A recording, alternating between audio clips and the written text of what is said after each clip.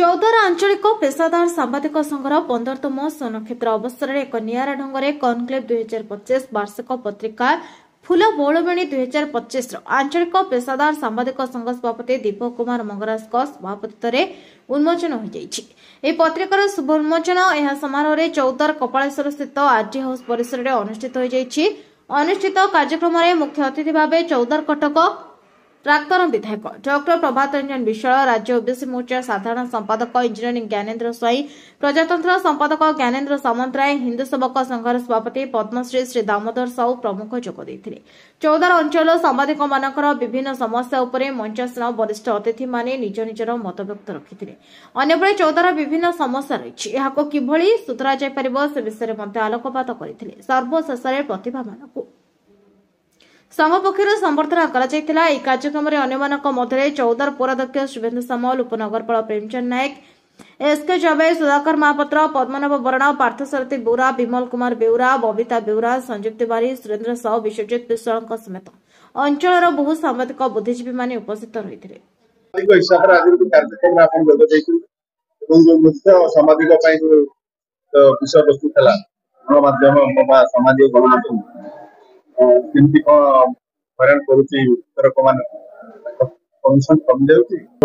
आंचलिक सांबादिक संघ जो टांगी चौद्वार एक भव्य कार्यक्रम आयोजन करिछि धन्यवाद जनाऊँ। तेणु चौद्वार अंचल एक ऐतिह्य संपन्न अंचल चौद्वार माटी को आम प्रणाम करुछु।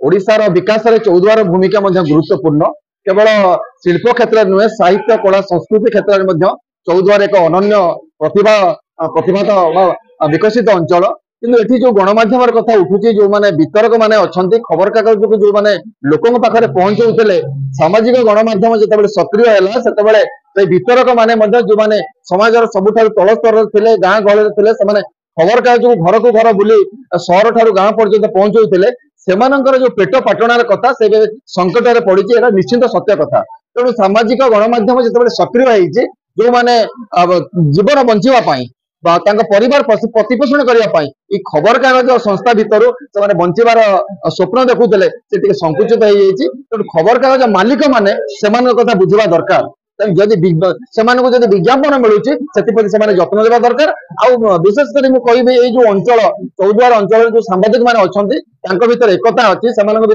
भातृत्व भाव अच्छी। तेणु ये अंचल खबर को सारा देश विदेश में पहुंचा जो अनवरत उद्यम करुँच सबू सांबादिक भाई मान धन्यवाद देवी। सांबादिक लड़ाई जारी रखू से खबर कागज हकर हो प्रतिष्ठित व्यक्ति हो समस्त समाज उन्नति आमको समस्त को एकाठी होगापी सांबादिक अनुष्ठान जो आंचलिक सांबादिक संगठन जो प्रयास कर प्रयास कर साधुवाद जनाऊँ।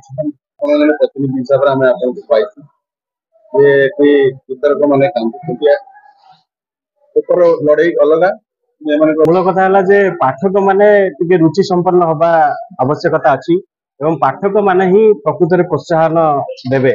एवं आज जो एजेंट बा वितरक मानकर बा हकर मानकर जो समस्या देखा देइछि तार समाधान पई मो भाबुछि खबर कागज कर्तृपक्ष एवं पाठक उभय मध्य उद्यम करबा दरकार।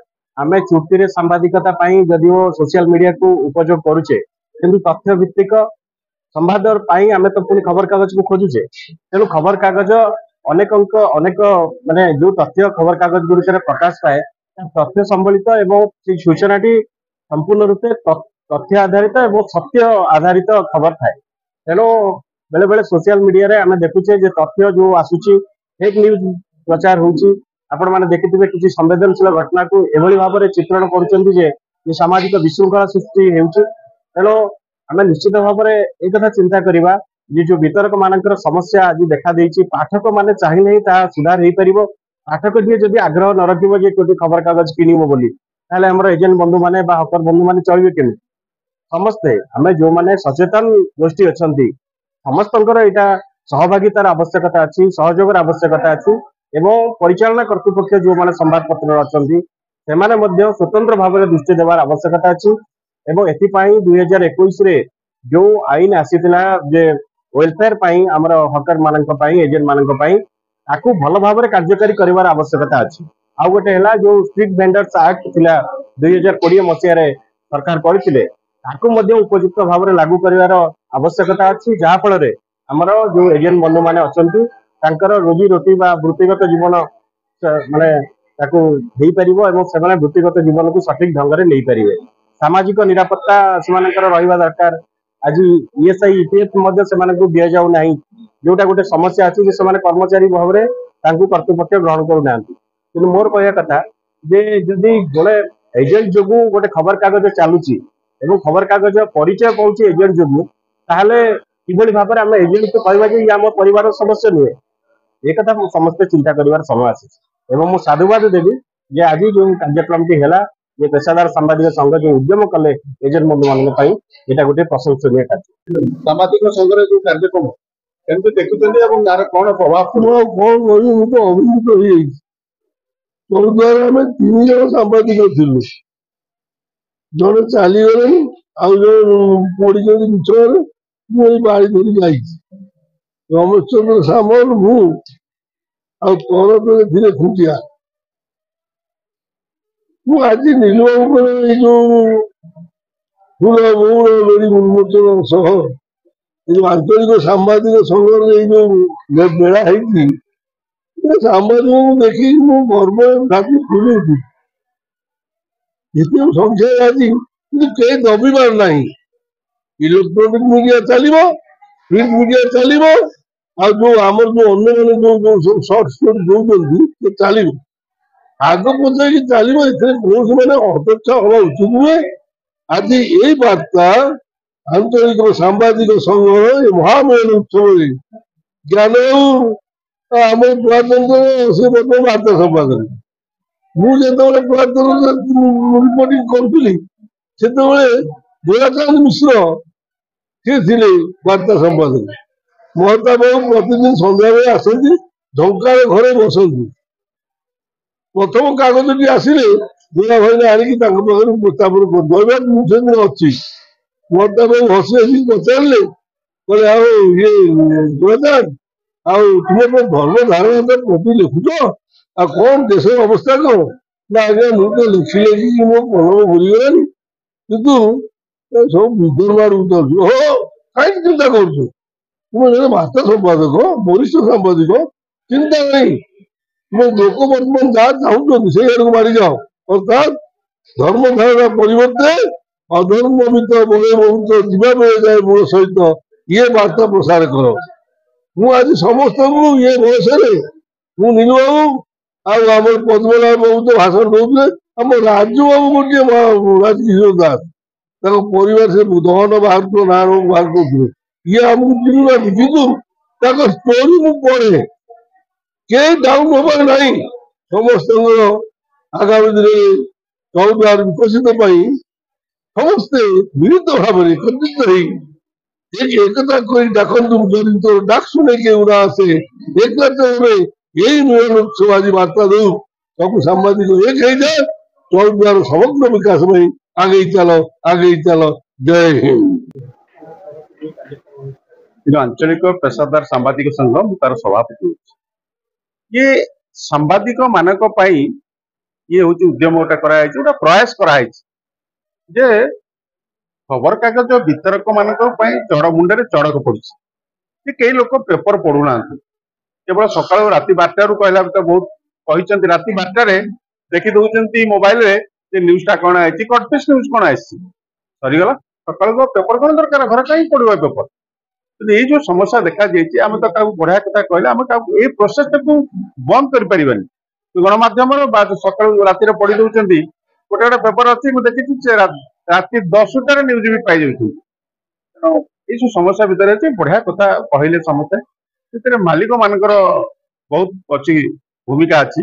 ଯେମିତି ଏବେ ମୁଁ ଦେଖିଛି ଏବେ ସମାଜ ଏବେ ବନ୍ଦ କରିଦେଇଛି, ସମାଜ କଟପିସ୍ ପେପର ହଉନି ବା ତାର ଯୋଉ ନେଟରେ ପେପର ବାହାର କରିପାରିବେନି, ଯୋଉମାନେ ସବସ୍କ୍ରାଇବ କରିଥିବେ ସେଇମାନେ କେବଳ ପାଇବେ। ତେଣୁ ସେମାନେ ଟିକେ ଉଦ୍ୟମ କରିବା ଦରକାର ଅଛି।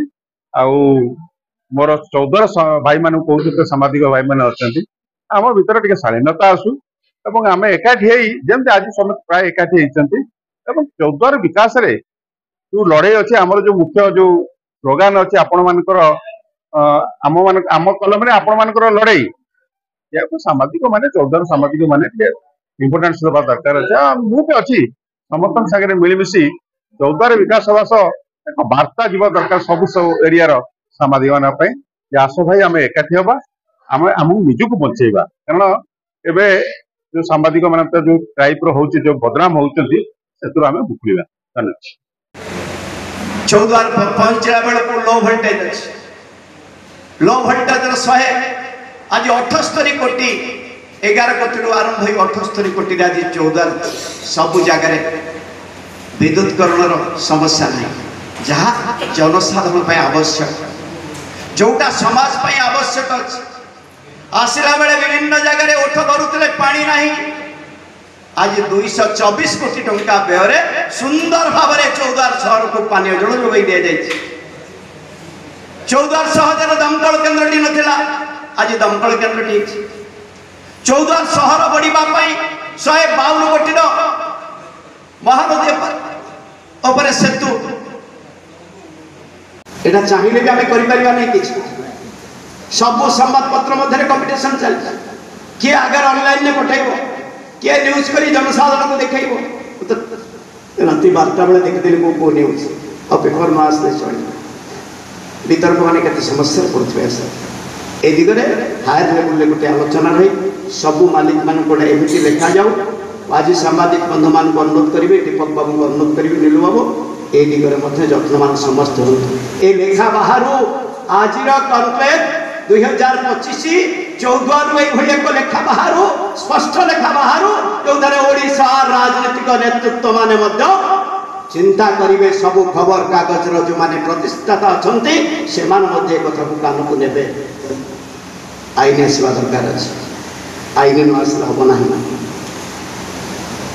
तेणु आशा करुच्ची आउ गोटे कथा वास्तविक पाठ पढ़ार कंपिटिशन होती पिला माने मृत्युवरण कर किसी शिक्षार्थी चौद्वार उच्च स्तर जापरना आम ITI ITT नुआ पुणी आनिक रखीचु आम समय कौटी जीव बोली जो कटक रू ITT आंगिला आनी अच्छे मधुसूदन ITI कटक सहर था कौटुक ने कौटिक जीव चित्कार कले जाए बांकी रखी नरणपुर दिने खबर पाइली जड़े मत टेलीफोन कले सांबादिक बंधु मान धन्यवाद सांबादिक मान पाखे खबर सॉलिड खबर था मो जड़े सांबादिक बंधु फोन कले जे नरणपुर मधुसूदन ITI से सिफ्ट करेंगे वो सीधा गली कलेक्टर भाई मत मारदेवे आप सीबी मेडिकल कॉलेज हो ये मधुसूदन ITI अच्छी आप नरणपुर जब लोक रखिए सीधा से दिन बदलैले एवं से दिन चौद्वार ता 2 दिन भर अर्डर कली जो चली दरकार आउ तो डिग्री हो पार ना केते बारंबार कले कटक बोस को डिग्री कॉलेज करा जाओ बहुत थर से आलोचना से इंफ्रास्ट्रक्चर बहुत समस्या कटक सहर अच्छे एमती चौद्वार थिले जगह बहुत कथा करे मुझे चिंता कली गोटे कैंसर गोटा सिफ्ट करने चौद्वार को जगह ना हो पारा ना बहुत कथा कटक SCB को गोटे पार्ट आने चेष्टा कली जगह ना ना चौद्वार लोक सबुदिन